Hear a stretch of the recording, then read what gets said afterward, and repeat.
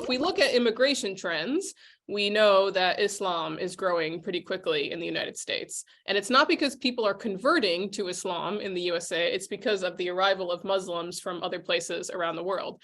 Now, under recent presidential administrations, that has been lessened, so we're seeing less of that, but I think Islam is definitely on a growth trajectory. But what's also on a growth trajectory is the Pentecostal charismatic movement, both because of people leaving what we call mainline denominations for Pentecostal churches, but also the arrival of immigrants from Latin America. Many of them are Catholic, many of them are Catholic charismatic, or many of them are Pentecostal as well. So both kind of internal switching within Christianity and also the arrival of newcomers to the country. What are the fastest growing ethnic groups in the United States?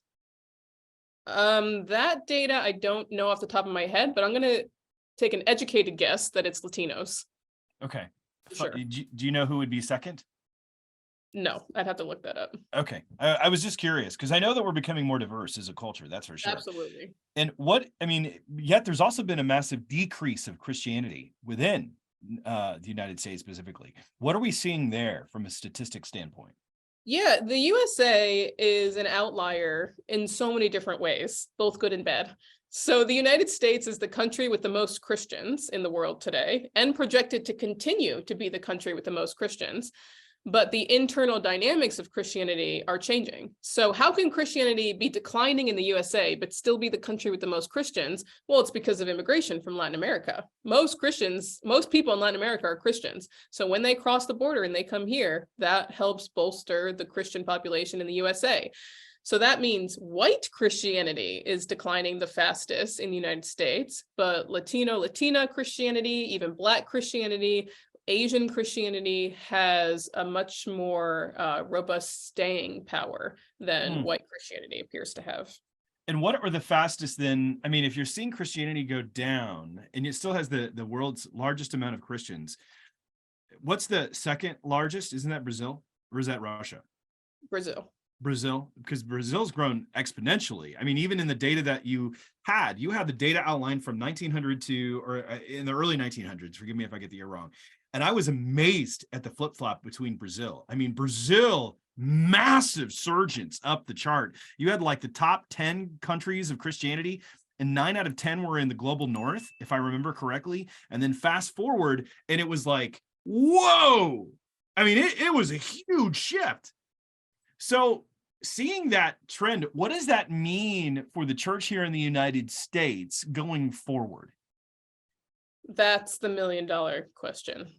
What is the role of the United States in a world Christianity where Western Christianity is no longer the majority, but the USA is still the country with the most Christians, and the USA is the country that sends the most missionaries overseas, and the USA is home to most of the Christian wealth?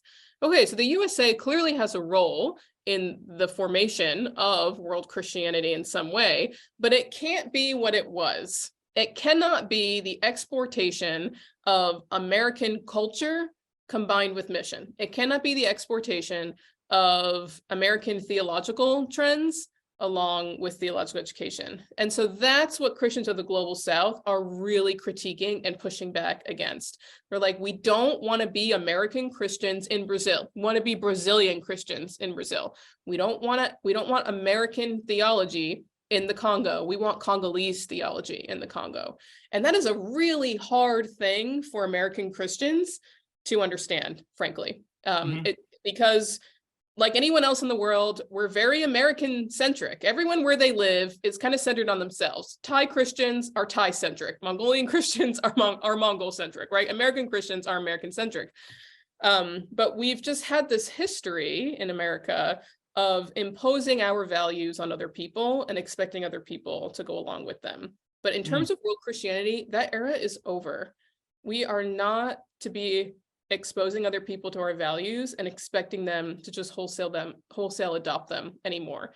That is a colonial narrative that's past, and we need to think of new narratives of partnership and mutual respect and taking a step back for other people to take the spotlight and to take the stage. We need more humility in this new world Christianity.